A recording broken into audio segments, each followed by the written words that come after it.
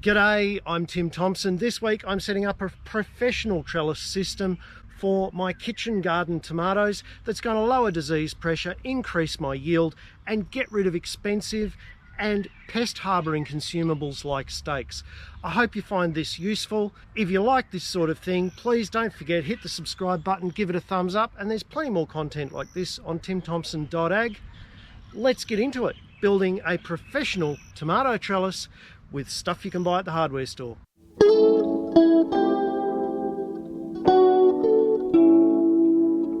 Now the good news is the tools and equipment for this job are really simple and easy to use. All I'm going to be using tool-wise is a battery-powered rattle gun, a steel post driver and a pair of wire snips. Equipment-wise, it couldn't be simpler. I'm going to use some galvanised stock posts at either end. I'm going to use some 2.5mm tie wire, a few handyman wire strainers and a few brackets to attach the posts to my veggie gardens so they're not going anywhere. The great news is all of this equipment can be reused year after year, and you can pull it out and put it in another veggie garden so you can rotate your crops and avoid disease. Top tip is get the order of tasks right.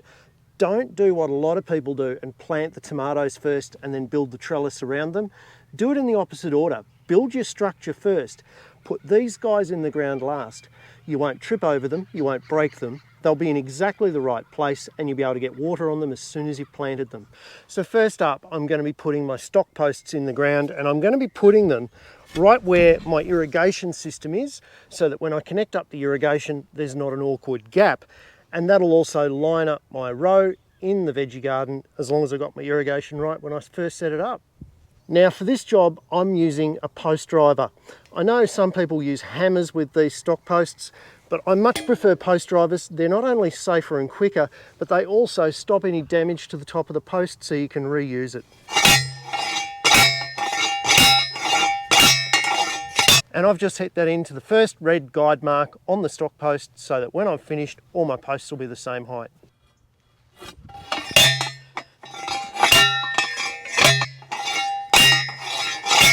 Now, no matter how tough these stock posts are, any post is going to flex when you start to strain wire, which is what we're doing in our next step.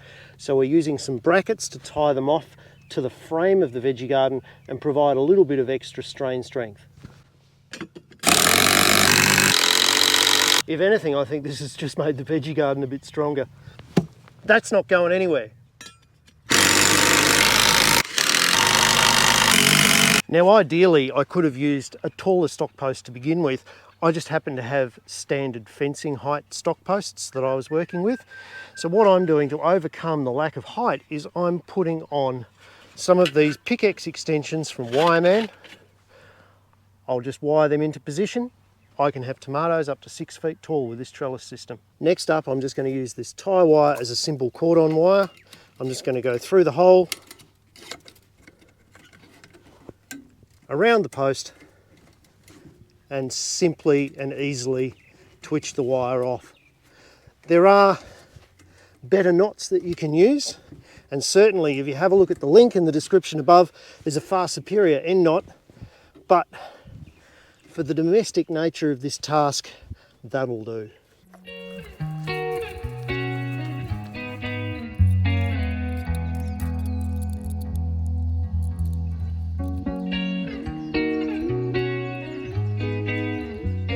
Next up, I just have to repeat the process at the other end, tying off a simple strainer to the end post, going through the hole and twitching around a few times. Using tie wire and simply twitching means that this comes apart quite easily at the end of the season and can be stored in the shed for next year. It pays to tighten your wires up. It just makes it an awful lot easier dealing with your plants and running your irrigation. Now that our wire's set up and nice and tight on both of our rows, I can run out our irrigation. So all I have to do is take off the little plug that I made out of a bit of bent pipe with a sleeve.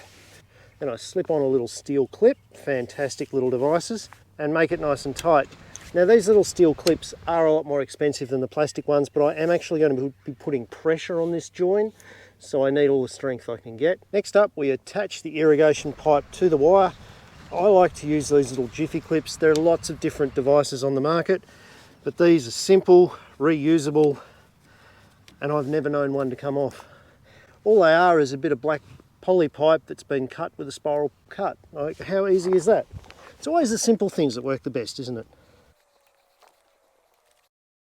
Now I'm saving some money at the end of this row. I know you can buy fancy little clips and everything that attach off to the post and look great. I'm just going a couple of inches beyond with the secateurs. All I'm going to do is take an offcut of a 19mm pipe, crimp over the end of my 13mm dripper, slip the sleeve over, pull it up an inch or so, and I can tie that off if I want to, or I can just leave it hang loose because I've got all of these jiffy clips holding it in place anyway.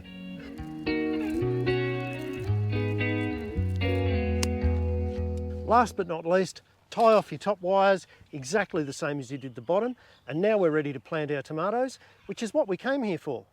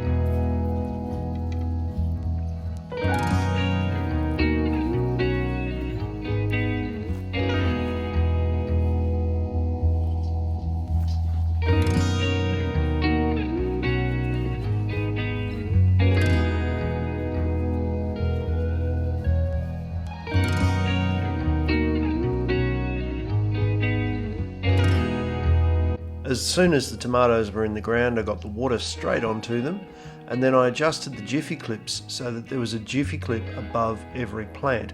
That meant if the water runs down the dripper tube like it does sometimes, it hits the clips at the plants and falls off right at the base. Last but not least, all you have to do is tie up some jute twine from the top to the bottom wire of each tomato plant, and that's what they're going to wind around and climb up.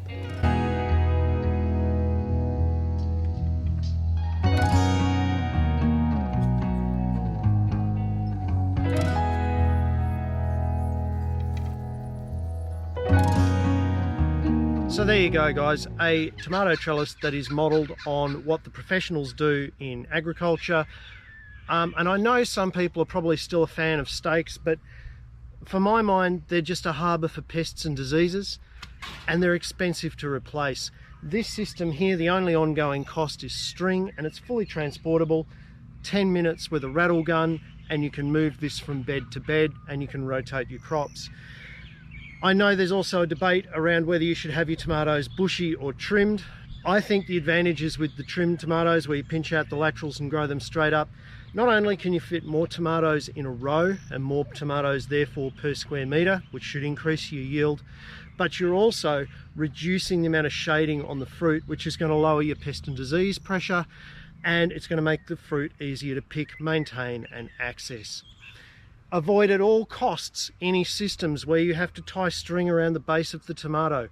Avoid any systems that don't keep the water away from the leaves, and you should have a good, reliable and pest-free crop.